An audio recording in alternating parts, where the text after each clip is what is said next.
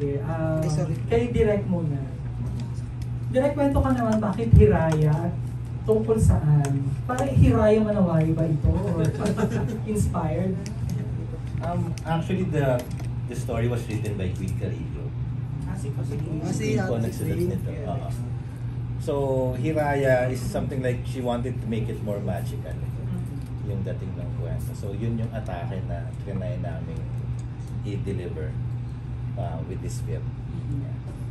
Yeah, so basically it's a magical film about a girl who appeared in a community, tapos din nagkaroon ng changes because of her presence. So parang fantasy, drama, sexy. Yes. So kumusta naman po yung tatlong bida niyo sa piling ko? Si Denise, Rika, and Rika?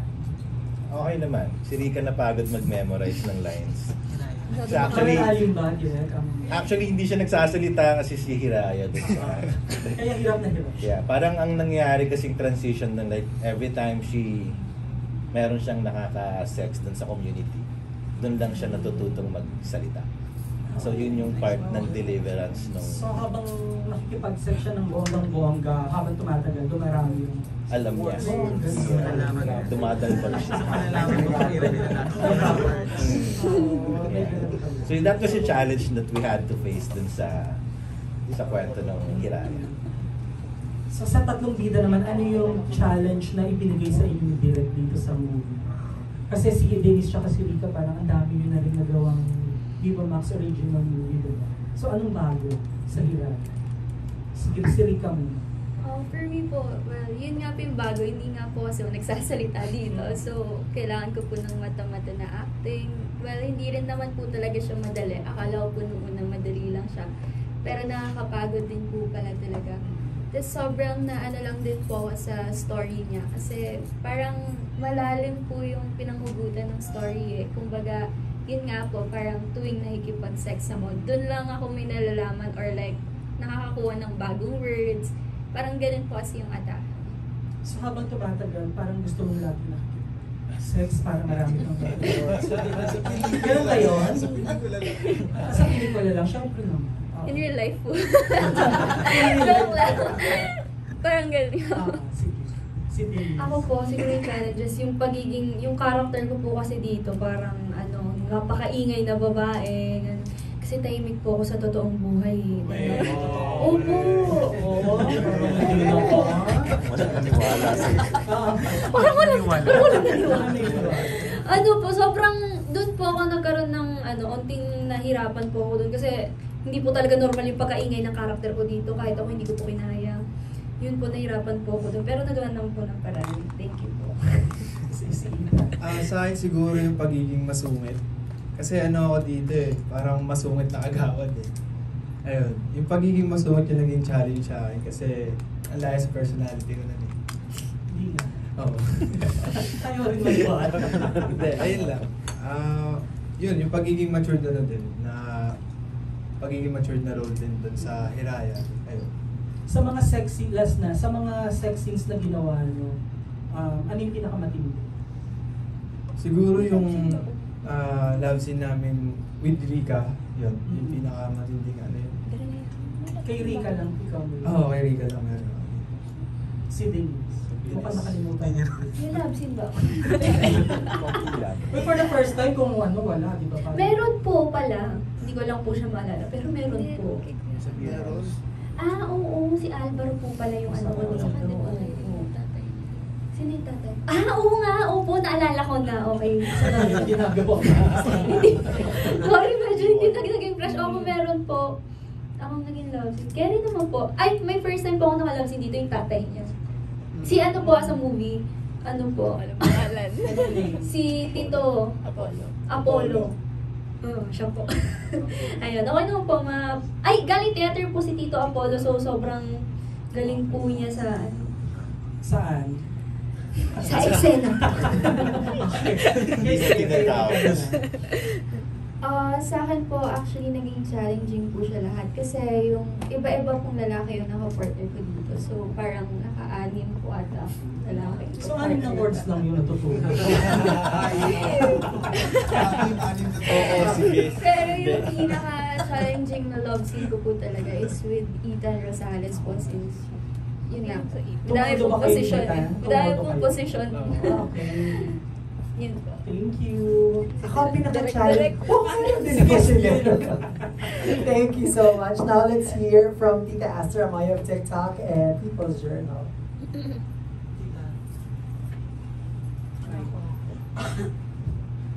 Ask and go. Sorry. Direk, this is your second time to work with Rika, am I right?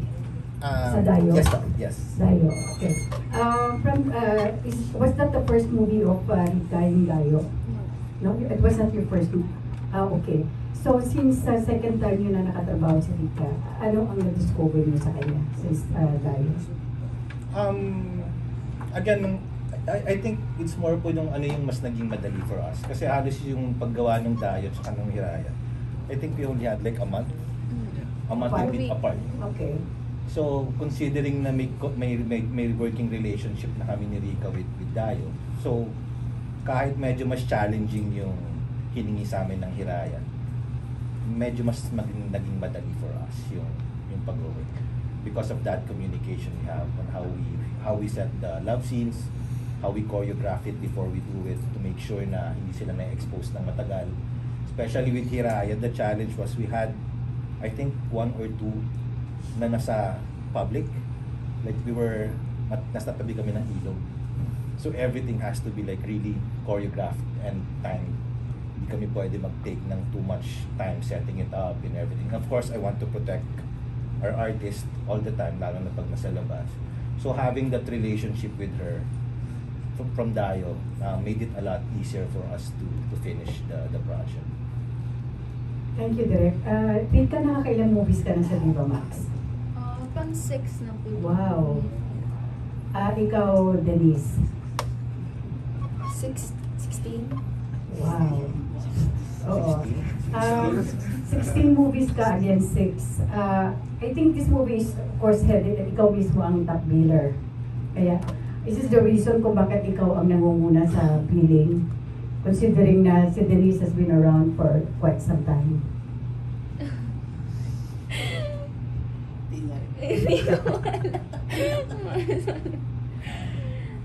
Hindi ka naman billing conscious. Hindi, si Denise ang hindi billing conscious. Oo. Ay, hindi po. Hindi, ang ano ko nga, napakaswerte ni Rika, nakaka-6 na pelikula pa lang, pero kaya mo naman hindi siya kalinya. Nasa top ang kanyang billing. Diba, against you, na Denise, marami ka na rin ikaw ang nagbibida, pero in this movie, nasa second line ka lang. Opo, actually wala namang ano po yun kasi nasa kanya-kanyang moment po yan na kanya-kanyang time. Siguro, ha? Sa title. Oo, tsaka sa Hiraya po kasi. Pero sa career-wise, kanya-kanyang moment po kasi kanya-kanyang time. So kung hindi ko man time ngayon, time ni Rika, bibigyan po kami ng time isa-isa. Hindi naman po siguro, ito, ikaw muna. Sa susunod, iba naman po. So yun po, kanya-kanyang At moment. okay ka lang sumuporta. Yes kahit po. ano. Galing Opo, mo. sobra po. Actually, natutuwa kami para sa'yo kasi hindi ka billing conscious. Kasi nagulat lang ako, kahit sabihin natin maunang pangalan ni Rika, pero on top of everyone, diba, hindi siya kalinya. Ikaw, Direk, kinalaman ka ba dyan sa billing arrangement? Wala naman po. Wala naman po. Wala. So, okay lang sa'yo yun, ganyan. Yeah. Kasi si Rika, she doesn't mind also eh.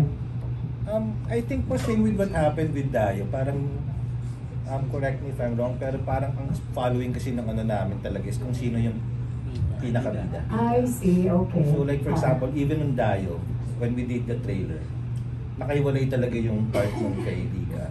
I think it's just, it also helps the audience to identify kung sinong kwento or path yung susundan nila. Ang pinaka-sentro talaga ng Sino character. maghahatid sa kanila through the story. So I think that's also probably why the reason with Hiraya, because Hiraya is actually Rika. So maybe to avoid that confusion, kaya yung billing natin nagiging ganyan. Sa tingin ko lang. Thank you, Direk. si Mimi na no? Si Ita naman. Ita, is this your first time to work with Denise and of course Rika at saka si Direk? First time ba?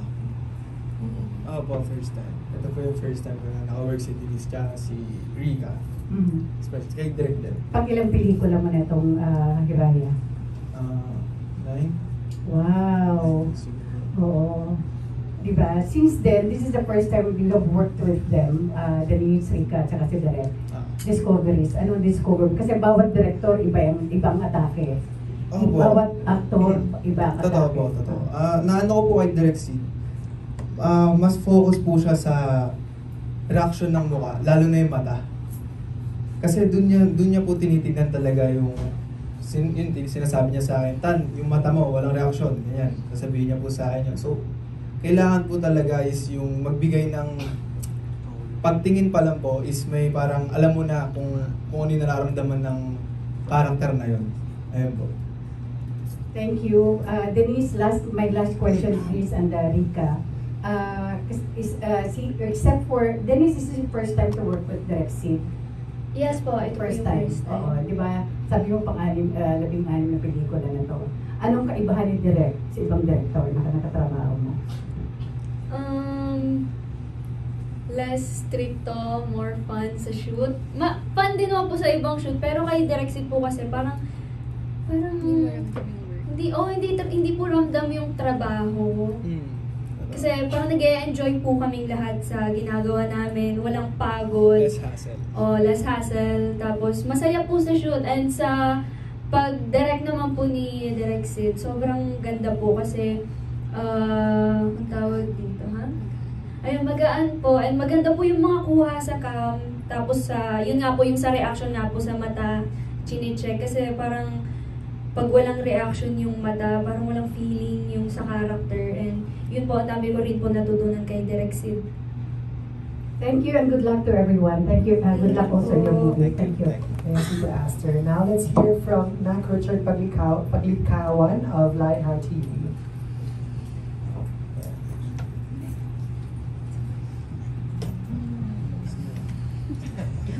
Prepared.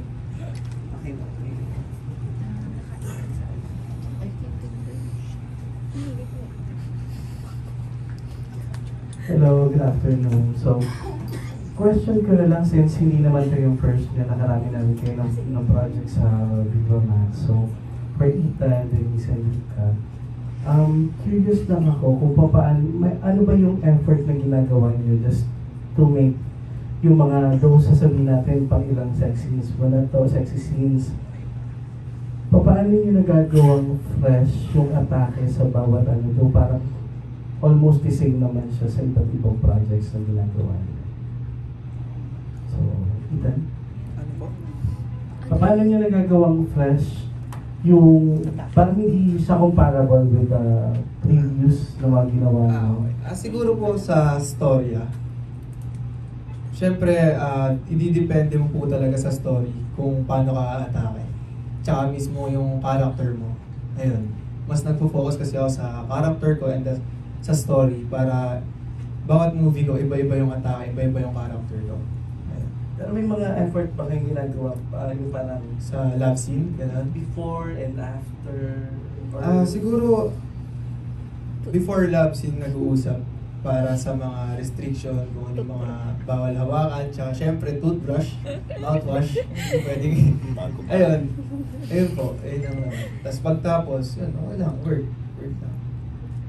Thank you, Denise. Ayun, sa akin po yung pagkakaiba yung sa love scene po siguro. Tinatanong ko po yung director or yung writer since si ate po yung nagsulat nito. Tinatanong kung ano po yung gusto nilang atake dun sa love scene, kung sweet ba yung ano nila or wild or ganun-ganun po. Pare, mahilig po ako magtanong. So, yun, para wala rin pong ano, pagkakagulo. And yun na sa before and after care. Charing. Yun po, toothbrush, huwag pong kakalimutan yung baby oil kasi masakit. Charot. Plaster. Or plaster po kasi masakit. Tinawin mo. Well, same lang naman din po. Ang maganda lang din po kasi, like, bago po kasi namin din i-take yung love scene, kino-choreo na po muna talaga. So, dinedemo na po sa amin kung paano yung gagawin namin para kapag nag-shoot na po, hindi na po ganun magkakamali or like, alam mo na po agad yung gagawin mo. And ano po big help din po kala direct tsaka kala direct queen po kasi maririnig nyo lang po yan sa gilid sumisigaw, liyan. Para maganda po yung angulo mo talaga sa camera. And ganun naman din po before and after care naman din po. Ayun, for direct seat naman, kasi nakita namin yung, nasabi kanina yung mga projects mong ginawa before, so mga full sound. Yeah. So, paano mo motivate yung mga actors mo sa mga, especially mga nasiselang eksena yung mga ginagawa nila? Actually, I don't think meron kaming, like, I have a means of motivation. No? I always just tell my actors na pag dumating tayo sa set, I expect nakilala niya na kung sino kayo. Kasi same with me, I come to the set expecting nila, I would know what to do. How to make them look good, how to handle the set and everything. So yun yung magandang nagiging dynamics namin ng mga batang to. Since I communicate to them very well, na pag-uusapan na namin yun prior to the shoot. So I establish my relationship with them, kwentuhan, ano yung bawal, ano yung pwede, hanggang saan lang tayo. And then, of course, by having Queen Carillo as my second AD beside me, lahat yun na pag-uusapan na like how intense is this, saan tayo bibuelo, saan tayo medyo magre-relax. So all of those are already being set. So yun yung ano namin. Kaya medyo, I think that's also one factor why we deliver fast. Because one of my requirements is to be on the set ng ready lahat ng artista. So, when we do a scene, wala nang nagtatanungan na, Direk, paano ba ako dito? Hindi kami pwedeng nagtatanungan ng gano'n. Ang tinuturo ko na lang sa kanila is, eto yung cameras ko, this is where you are, blocking and everything, ito yung reaction na mangyayari. But knowing who you are, I think it's the responsibility of the artistas na alamin na yan prior to the scene. And these kids are very responsible when it comes to, at least for the projects that we've worked with, hindi ako nagka-problema with them when it comes to those things. Pero as director ba, parang, paano mo dinidifferentiate yung parang pagkatrabaho mo from mainstream to streaming? Well, I think it's just the mindset. Kasi actually, bago ako when I started Dayo, I was a professor for a school. It's a private all-girls school. No? So out of my own ethics, I resigned.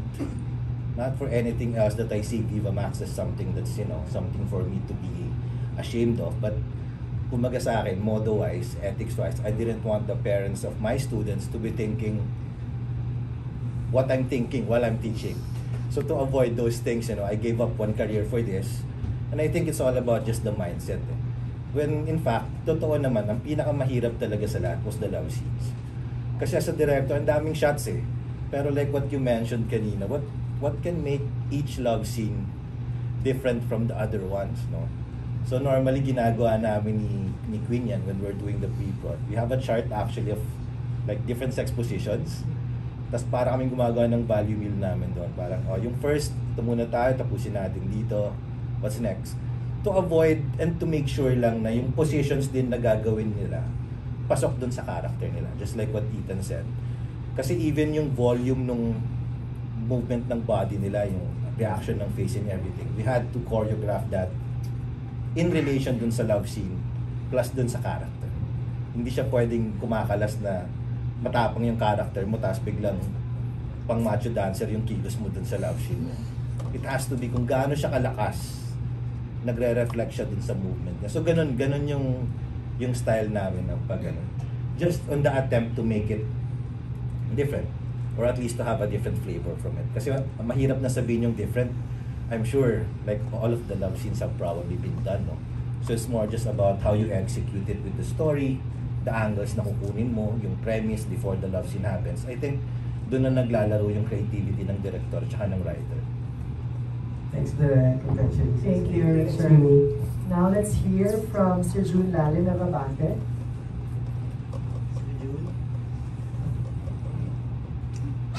Yeah,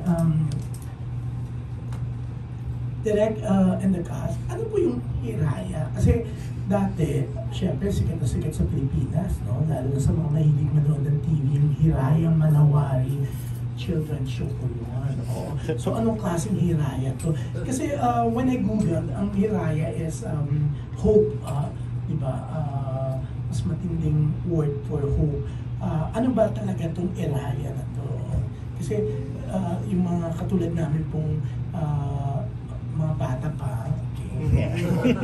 Gusto na kasi namin yung Yeah. Hiraya Manowari. Biglang nasira yung imahe ng Hiraya Manowari sa ating lahat. Well, actually, no, I think on my understanding doon sa kwento, yung character kasi ni Hiraya dito was magical. Ang nangyayari, parang she came into the community para parusahan yung masasamang tao. So, para nangyari, yung lahat ng guys na naaakit sa kanya, when they have sex with her, afterwards, minamalas sila. Like, something tragic happens to them. And then, there's one character, played by Nathan Rojas, yung kapatid na bata ni Ethan sa movie. Siya lang yung hindi nag-take advantage, actually. So, it's more of a cleansing. I think, maybe dun pumapasok yung hope, no? Na parang, kung titignan mo talaga, siya yung hope ng community to cleanse it from this kasi ang ibang challenge ito, ang dami natin, like I think there were 18 or something characters all throughout the film, no? So lahat yun tahi-tahi sila ng may kinalaman si ganyan, si ganon. So I think yun yung pinaka-gist nun, no? Hiraya came into the story to actually cleanse the community. So, Hiraya, tao siya, character. Yes po. Siya po si Hiraya. Ang bongga ni Rika. Okay. Yes, pero nung sabing ang title kayo, sabing title Hiraya, nakarelate kayo sa children's show. Hindi ko na po ata inaabutan. High na po yung inabutan ko eh. Tayo lang. Naririnig ko na batibot po ata yung naabutan. Year 2000 something. Ilan taon ka na ba? 21. 21? May batibot pa po nung time ko. Uy, may Hiraya pa doon. Mas maaga Ay, may Hiraya pa po ba? I think this is a new version of Yung batibot. Yung 3D animated na yata yung batibot niya. Okay, so, actually I'm 23. Anyways, okay, ang bongga, no? Ito, dalawang babae na sa gitna. May ano ba kayo dito? May something? Sa... Girl to girl? Wala. Wala. Kala ko kasi, yung pagkakaano ng poster, di ba? Parang there's something. Pero, yan, kay Ethan.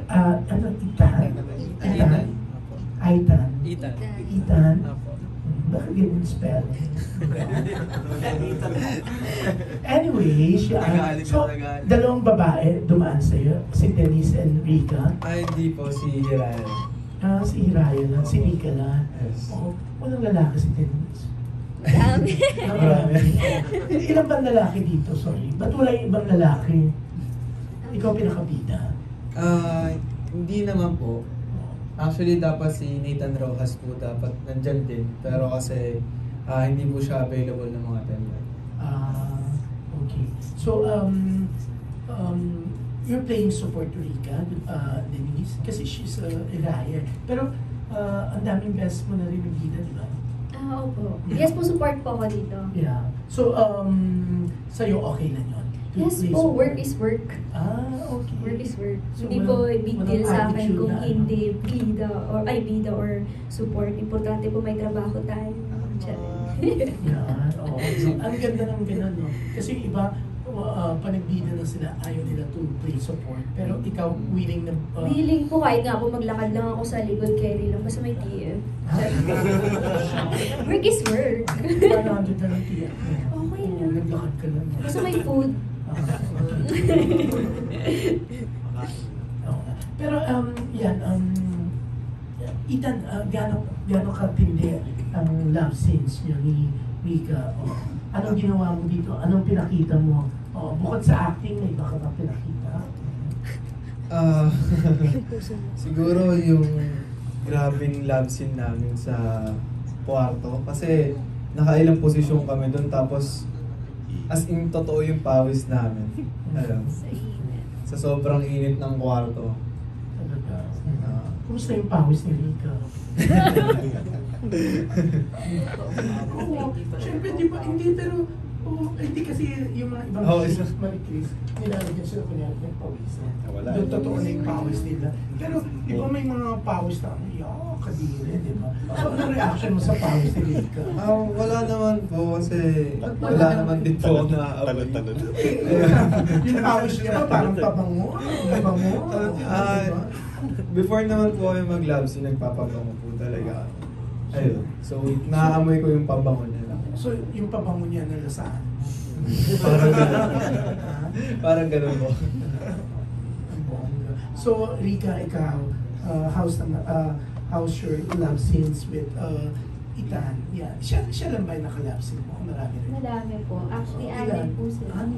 So, 6 words. Ilan pang kaya mo usually?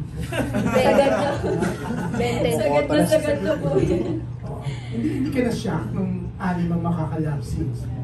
Actually, before po kasi namin to ma-shoot, sinabihan na po talaga ako ni Ate P. Nung pinaplan pa lang po talaga yan na isulat po ito na, oh, madami kang ka-love scene dito. Okay lang ba sa'yo? Hindi ka ba nag-request? Sa dami ng Viva Max stars na Hindi, mga hams? hindi po. Hindi na po. Ano naman Sure po? ka? Sa anim na yun, wala kang ni-request? Wala po. Grateful po ako sa lahat ng mga naging katrabaho ko po talaga. Kasi, Nag-request mo. sino po?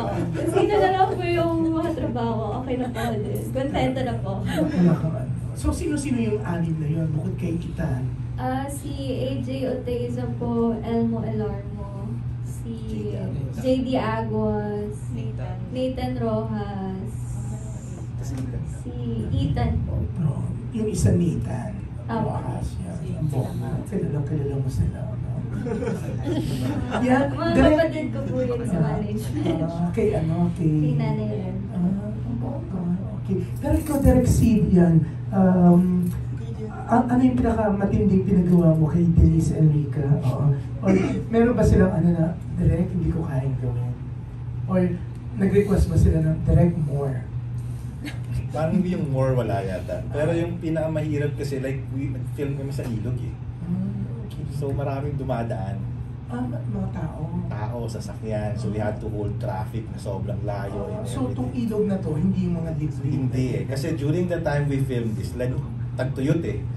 So halos lahat ng ilog sa La Union. Ang dami. Wala. So we had to look for the best na lang na kaya namin that we can access. So we got this ilog na medyo pwede na. But not the ilog sana na pinapangarap namin lahat na yung masukal, yung papasok and everything. Yeah. No, so we just had to do with ano yung pwedeng ibigay ng panahon sa amin.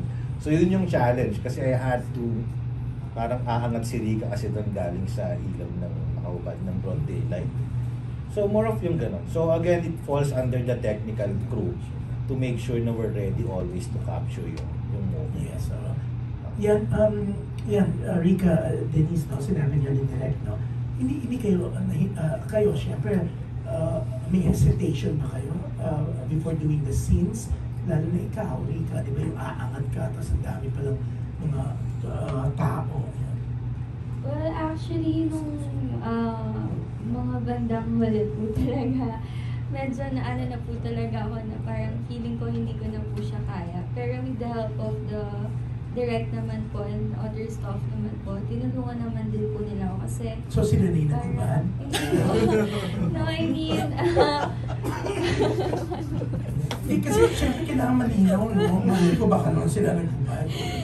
Hindi po. Hindi na ako makauwi sa bahay. Pero meron po kasing time doon na sobrang, I mean, hindi naman po sobra, pero medyo nababad na po ako sa ilog na parang nagkakaroon lang din po ng onting misunderstandings and problems lang din po with my co-actor po. Why? Nag-aaway kayo? Hindi naman. Anong misunderstanding yan? Kailangan malinaw, no? Hindi naman po. Kinuha ba ni Denise yung 3 sa 6 mong lalaki? Or what? Actually po, parang Isa lang. Isa lang. Pero yun naman po, nasettle naman din po namin agad yun. So, parang yun. Specific, no? Nasasagot. Sige ko na direct. Hindi kasi we all know naman yung isa kasing actor, like I think that's his second film, no? Nagdayo din kasi siya.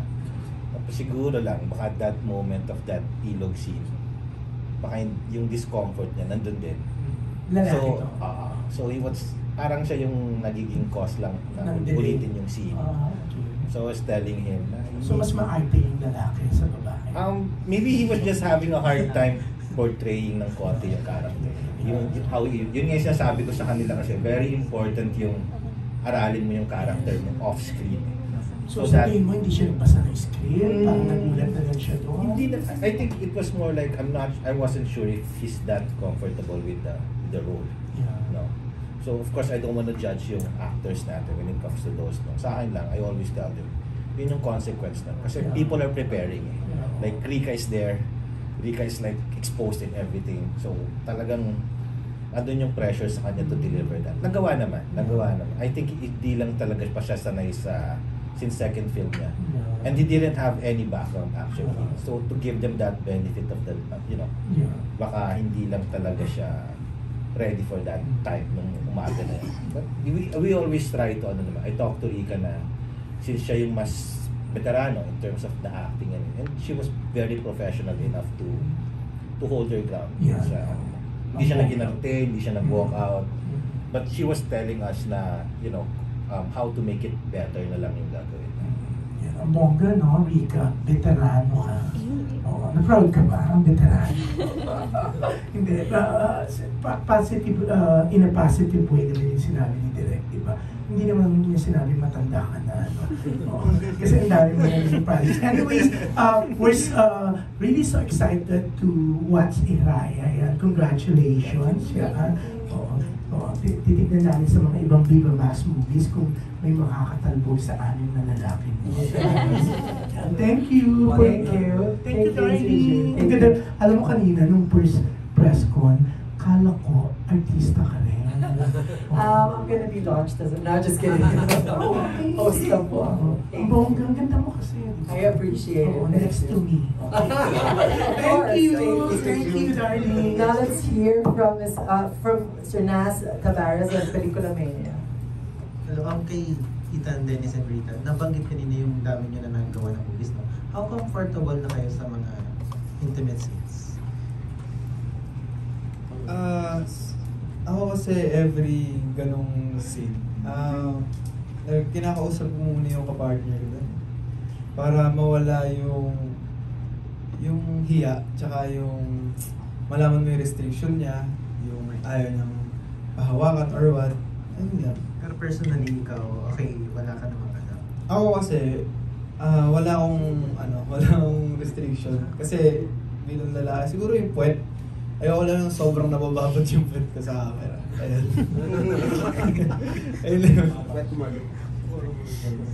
Sa mga, ano po, siguro, ako po kasi, ang ginagawa ko, sa una po kasi talaga, before mag-love scene or before mag-start ng shooting, iniisip ko na po agad yung sa love scene.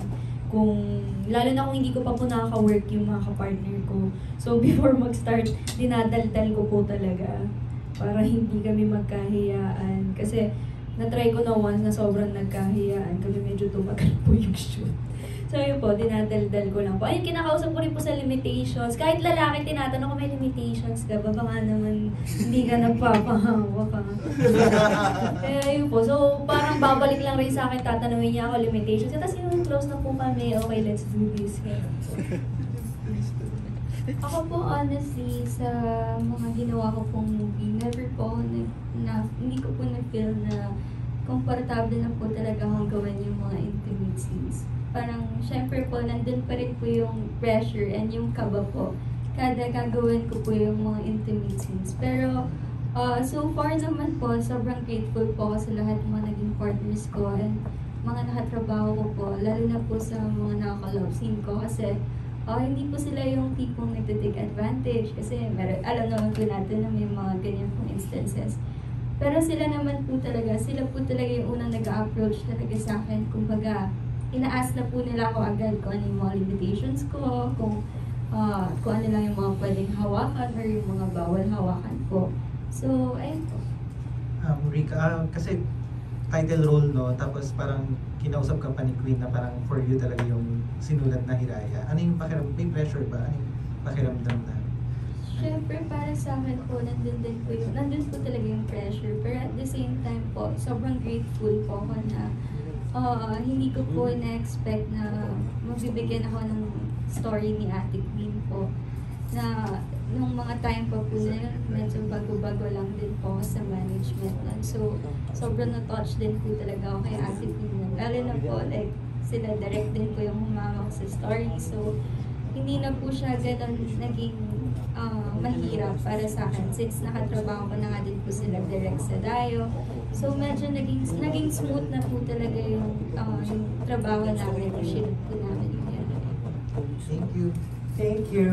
Now let's hear from Mark Magadia of Maganda Ba Movie. Kay Direk muna, question ko is, kasi for Dayo, mahalaga din yung story talaga eh. Doon yung parang pinapitan talaga ng manonood, yung story niya. So, gaano kahalaga when you're making Hiraya, na nandun pa rin yung parang tatak mo na nasa pelikulang ito, ababangka pa rin yung story, hindi lang yung mga intimate scenes. I think ganun din yung goal namin for Hiraya. Medyo mas challenging actually si Hiraya kasi mas marami siyang character.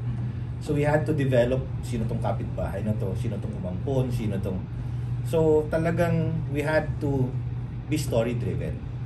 Ang madali lang naman, ang naging medyo mas madali naman doon is it became easier for us to induce the love scenes, the number of love scenes because of the number of characters. So na-scatter namin siya ng maayos. Everybody was given a highlight, especially sabi nga ni Rika, 6 yung iba-ibang kapartner niya. So iba-ibang flavor yung kailangan namin ilatag for that. But story-wise, again, I think it's patterned with what we did with Dayo. Talagang kailangan mo siyang tapusin to probably get the ending. Yeah. Thank you. Sa cast naman, so kay Ethan muna, since direct mention nga na parang marami tayong characters dito, and then seeing the trailer, parang lahat talaga makukulay yung characters eh. Yung isang tingin pa lang alam mo na agad na itong character nito is ibang-iba yung character niya. So yung nakita ko kanina kay Ethan is, as you mentioned then, parang matured yung name mo dito na role. Na parang bihira doon sa mga fast movie characters na pinag-play. So ano yung parang pakiramdam mo portraying this one? Ano yung naging special for you? Siguro yung pakiramdam ng pagiging mature tsaka matanda. Kasi yung role ko doon, tapos yung pinsan ko pa doon sa movie is si Ate Queen. Pinsan ko kasi si Ate Queen Carillo. So ayun, yung tuwing pagpapagalitan ko siya, tuwan-tuwa ako kasi minsan na makapagsigaw sa ate ko eh. Ayun, sobrang saya. Sobrang saya. Pero, as of now ba, ano yung parang mas comfortable ka na? Yung comfy ka na? Mas comfy na ako play na character. Ito, sa gantong role. Looking forward ka sa another. Yes, kasi yung mga movie ko sa Viva Max, puro mga nung una, puro mga bata-bata. Puro mga high school student, college, yun. So, ayun, looking forward naman sa mga mature role. Okay. Kay Dennis naman kasi, nakita ko rin, parang medyo maingay, gano'n. Pero, ikaw naman kasi pagka, every time na meron tayong press ko, nandun yung confidence mo eh. I mean, andun lagi, nag-legit lagi yung confidence mo. So, yung tanong ko lang, saan nanggagaling tong confidence na talagang, parang, nakaka-draw sa lahat. Nadadraw kami sa confidence na binibigay mo every time. Saan nagagaling? Mahihain po talaga ako sa totoo lang. Promise po talaga. Mahihain po ako. Kumapal po mukha ko nung... Actually, totoo po mahihain ako before kasi nung pumasok ako sa PIPA, okay, backstory lang po. Nung pumasok ako sa PIPA, kasi probinsyana pa po ako noon. So, mahihain pa talaga ako. Nung natuto po ako mag-perform, doon po kumapal yung mukha ko talaga. Hindi po talaga ako marunong makipag-usap sa tao or yung mga ganitong interview, hindi po talaga ako marunong. Hindi rin po ako marunong mag-joke dati. Kumapal lang po talaga mukha ko nung nag-perform ako ng PIPA. So siguro doon na rin ang galing, nasanay na rin po ako na parang, ayun, nabuo yung confidence ko sa sarili ko. Nung, syempre nakakabuo talaga yung pag once na sinabihan na ang ganda mo. Thanks. Ganun po. So, nasa tao rin po ay nakapalibot sa atin eh. Siguro madadala ka dun sa isa kasi binabash ka. Pero, mas papaniwalaan mo yung sinasabi ng mga taong close sa'yo. Yun po. Eh, sabi po nung nanay ko, maganda daw ako. Kaya, dinibdib ko na po eh. Ano yung, para ano yung tingin mo, yung importance ng confidence sa acting? May relation ba yan? Kasi, yan. Opo, meron po talaga. Kasi kung wala kang confidence sa sarili, hindi mo po ipapakita yung character na gusto mong ipakita. Kunyari, meron kang, parang gusto mo itong gawin sa character. Kaso wala kang confidence na sabihin sa kanila na ganun yung gusto mong gawin. Hindi mo po magagawa. So, kailangan po talaga ng lakas ng loob or kapal ng mukha talaga. Kailangan po yan sa showbiz, kapal ng mukha po talaga. Totoo po yan. Pag mahihain po na ko, wala po. So, parang, sino gusto ako po? Ganon. Opo, ganon. Bida-bida. Opo, ganon po. In a good way po. Last na lang kaibigan na, if you're going to describe the movie in 6 words, kasi di ba parang 6 yung words na matututunan mo dito. 6 guys. 6 na words to describe na lang the Hiraya. Hiraya, 6 din. 6 na anong mga words ito? 6 words. Yun lang. Simulan mo sa H. Isip ka na dati, inisip mo HRIA. Happiness. Hinahanga. Happiness.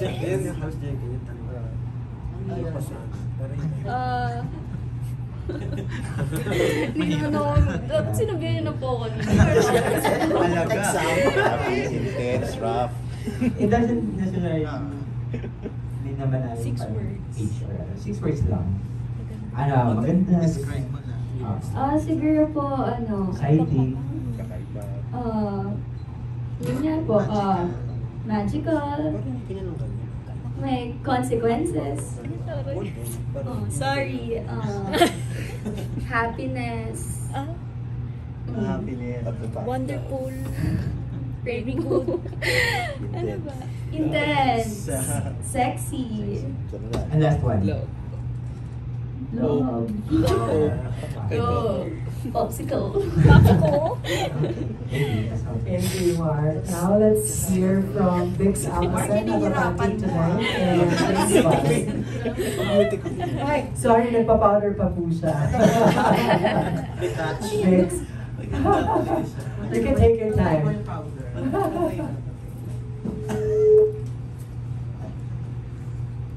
Ayan, parang natanong ako kasi ito lang yung cellphone. Ang dami kong card. Di naman masyado. Ayan.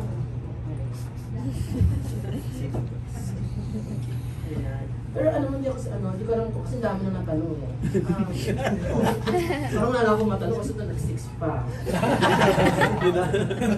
Yun yung bala ni Dad. Ano pa ko na. Pero Ethan, curious lang ako kung nakagawa ka na before na parang same-sex na Viva Max. BL. Oo, parang BL. BL? Di pa ako nakagawa ng BL eh. Why? Pero may in-offer na ba sa'yo before? Wala pa naman. Pero pag kung sakasakaling may i-offer sa'yo, are you willing to accept it? Siguro depende po sa story at saka depende po sa story kasi mamaya BL tapos puro love scene ng dalawang lalaki. Ayoko naman ng gano'n. Diba?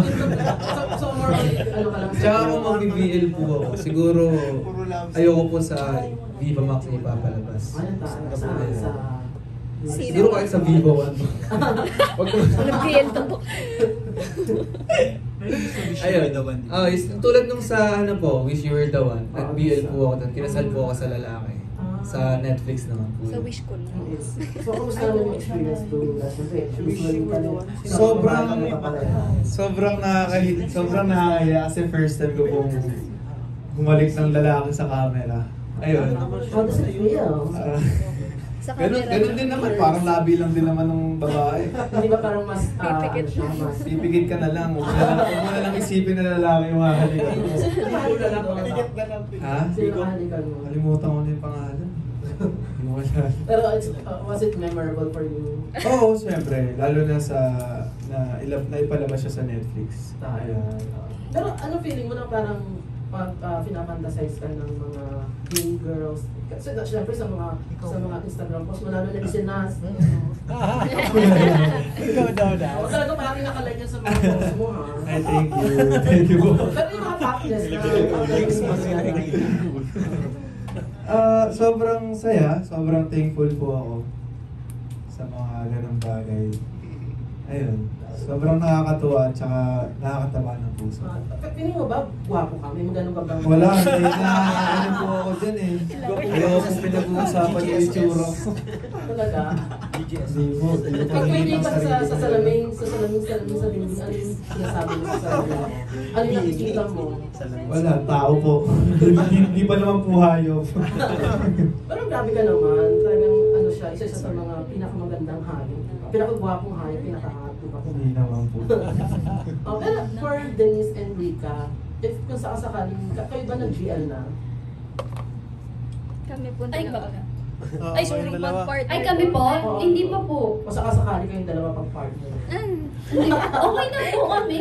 Ano yung reaction niyo? Okay na po kaming friend. Hindi, same reaction din po kasi ako. Na-try ko mag-GL once, first and last time, charing. Wala po. Sa other project, na-try ko mag-GL, first time ko po. Pwede po huwag na lang mag-kiss. Hindi ko po kasi talaga kaya. Hindi ko po kaya. Lalo na kay Rika, kasi close po kami. Diyos ko, halikan ko pa lang to sa pisngi. Hindi ko po kaya. May, parang electric, kuryente. Hindi naman po electric. Ano lang po talaga, parang hinahalikan ko rin siguro yung kapatid ko. Ganun yung feeling. Kasi Opo. ano tamas? Opo, ganun po yung feeling sa akin. Sobrang strict ko po kasi. How about Rika? Actually, si Sahara po, siya po yung sahibang po. Yun po yung first GL ko po. And siya din po yung partner ko po ng GL. Syempre po, nung na-experience ko po yun, nahirapan po akong mag-adjust. Parang hindi ko po alam paano po ba gagawin First dito. sa Hustlers. Ay, sa Hustlers po pala, si Ako pa yung nakaalam. si Angelica Cervantes po. Pero then, ano lang po, medyo pabebe pa ako doon. Kiss-kiss lang, walang hubad-hubad. Pero sa sa ibang kasi doon all out talaga. So doon, nahirapan ako mag-adjust kasi parang, pero mas comfortable ako na makalove scene yung babae kasi, ay, meron ako niyan. Parang ganon. So, hindi ko na naiilang. Pero pagdating sa pagkikiss, dun po talaga naiilang ako kasi hindi ko ma-imagine yung sarili ko na ikipag, love scene ako sa babae. So sa kiss okay lang? I mean, naging okay naman po siya. Na-enjoy ko naman po siya. Hindi kasi ako sa bench. Pero I'm just curious, no? What do you usually do after making intimate scene? Like sa work. Sa work po ba? Sa work po ba? Sa work? Sa work, ganun pa din. Toothbrush. Mouthwash, ganun. Before and after. How about you, Denise? Yun po, baby oil talaga po. Tanggal Wala plaster. po talagang iba, baby oil po. Kasi pag tumagal yung plaster po, mas didikit po yun. Kaya, yun, ligo, ganun. Kasi syempre, pag iba yung kapartner mo sa next day, nagkahaluan na yun. Grabe ka yung pawis, di ba? Oo, Diyos ko, yung kailangan po maligo muna kasi sobrang init po minsan. Before ba, may na-experience ka naman na hindi mo nagtatan ng pawis? Opo, yung dire-diretso, Diyos ko. Tamang po, sorry ha. Sorry pagawin mo. Hindi, okay lang ako po kasi same lang din kami, hindi rin siya naligo eh. Kaya okay lang po yun. Usap na sila. Isang tayo po. Buti po sana ako naligo siya, tapos ako hindi. Yun po mahiya. Pero hindi rin po siya naligo eh. Kaya okay lang po yun. How about Ethan, sa mga lalaki? Ano po? Ano yung usually ginagawa niyo after making intimate scene? Sa lalaki, ay di ko po nakapag-love sa lalaki. Ano yung ginagawa after pag-labs? Kala ko, no? After may pag-love sa lalaki. Syempre toothbrush, tapos pagka sobrang pinawisan ka talaga ng malala, maliligo ka or shower ng mabilisan kasi mamaya patawag ka agad ni Derek. Ayun lang naman. Shower. At least may idea na ako, di ba? Yes, Tapos, when you do your own movie, alam mo na. Yes. Hilata ang tayo. Nagulat ka pa na sa dami ng questions. Thank you, Dex.